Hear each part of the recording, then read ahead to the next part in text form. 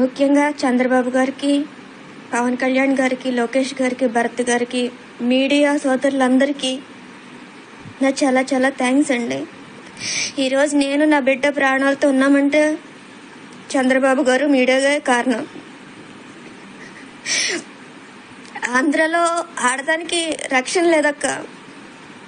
ఈ రోజుకి ఫోన్ చేసి ఎలా ఉన్నావమ్మా అని అడిగే లక్ష్మక్కకి, కాచాయిని గారికి, శ్రీలత గారికి, రాత గారికి, అందరికీ, దివ్యాంగ సోదరులకి, అప్పారావు గారికి, అందరికీ, నాగేశ్వరరావు గారికి చాలా చాలా థ్యాంక్స్. మేము ఆంధ్ర వదిలేసి పారిపోయి వచ్చేసిన ఇప్పటికీ మాకు జరిగిన అన్యాయం గురించి బాధపడుతూ మీరు అందరూ ఎలా ఉన్నావమ్మా అని అడుగుతున్నారు. స్పందించాల్సిన గవర్నమెంట్ స్పందించలేదు.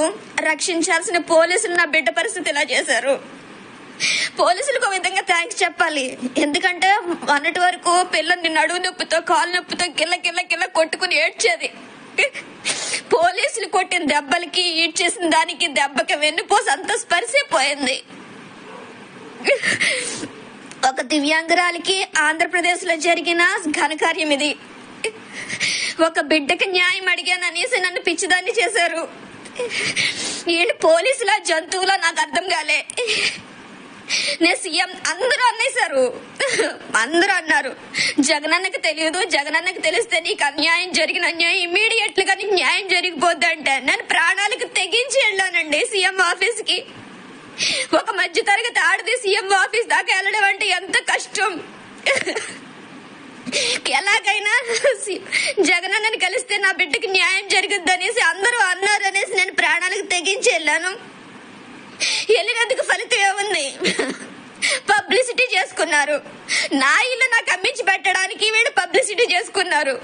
అసలు పోలీసుల ఆ తాడిచెట్టు రాజా గాని, కుడిపొడి సూర్యనారాయణరావు గాని ఇంటర్ఫీర్ అవ్వకపోతే నా ప్రాపర్టీ, నా ప్రాబ్లం లేదు. వైసీపీ నేతలు చేసిన అకృత్యాలకి నా బిడ్డ బలైపోయింది. దానికి న్యాయం చేయమని అడిగాననేసి నన్ను పిచ్చిదాన్ని చేశారు.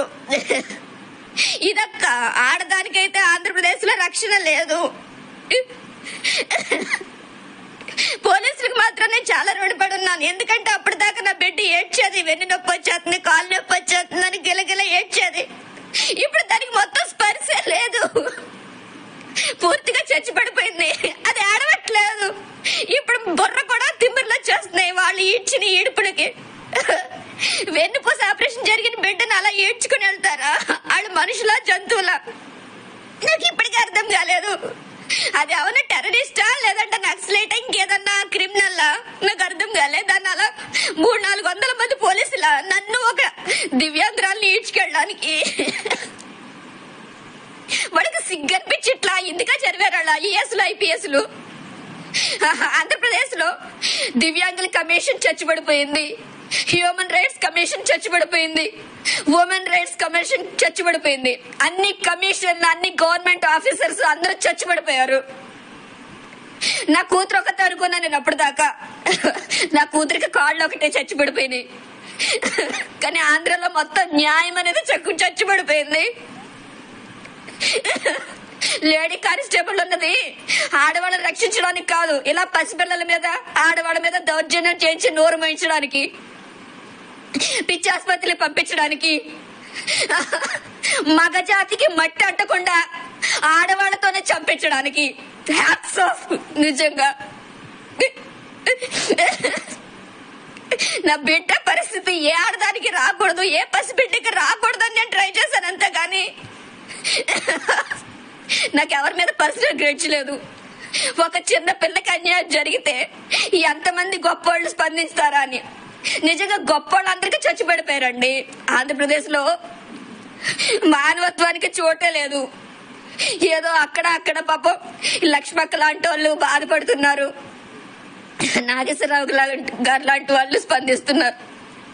కానీ స్పందించాల్సిన గవర్నమెంట్ గాని, పోలీసులు గాని, దివ్యాంగుల కమిషనర్ గాని, హ్యూమన్ రైట్స్ కమిషనర్ గాని, అసలు ఉమెన్ కమిషనర్ లేదంట.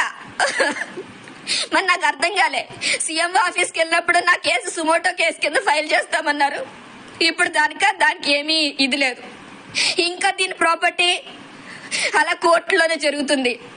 దీనికి ఇంత అన్యాయం చేసిన పోలీసులు మాత్రం ఓర కుక్కల పిచ్చోళ్ళ తిరుగుతున్నారు సమాజంలో. వాళ్ళకి కూతుర్లు ఉన్నారు. వాడికి చస్తే వాడి కూతురు పరిస్థితి కూడా నా కూతురులాగా ఉంటుంది. I promise, I swear about that. ఒక పసిబిడ్డకి న్యాయం చేయడానికి ఇంతమంది మగవాదవులు అందరూ చస్తున్నారు అక్కడ.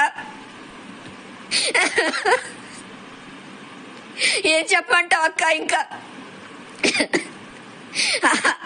నాలాగా ఆంధ్ర వదిలి పారిపోతేనే గాని ఆడదానికి రక్షణ లేదంటే ఇంకే సమాజంలో అక్కడ ఎందుకు బతుకుతున్నారో నాకు అర్థం కావట్లేదు. మళ్ళీ వైసీపీ వస్తే మీరందరూ కూడా సర్దేసుకోవచ్చు. నేను చంద్రబాబు గారు వస్తేనే నేను ఆంధ్రలో అడుగు పెడతా. లేదంటే ఇంకా జగనన్న ప్రభుత్వంలో నాకు నా బిడ్డకి రక్షణ లేదు.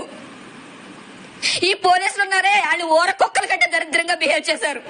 వాళ్ళ బతుకులు ఐపీఎస్లు చదివింది ఎందుక? సిగ్గనిపించట్లే.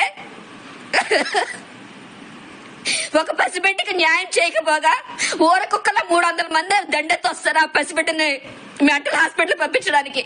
నా బిడ్డకి న్యూరాలజీ ప్రాబ్లం అండి. వాళ్ళు చదువుకున్న చదువులో లేదేమో. న్యూరాలజీ ప్రాబ్లం వేరు, మానసిక ప్రాబ్లం వేరు. అక్కడ మానస అందరికి చచ్చి పడిపోయింది. వాళ్ళందరూ జాయిన్ అవ్వాలి, పోలీసులు అందరూ జాయిన్ అవ్వాలి మెంటల్ హాస్పిటల్లో.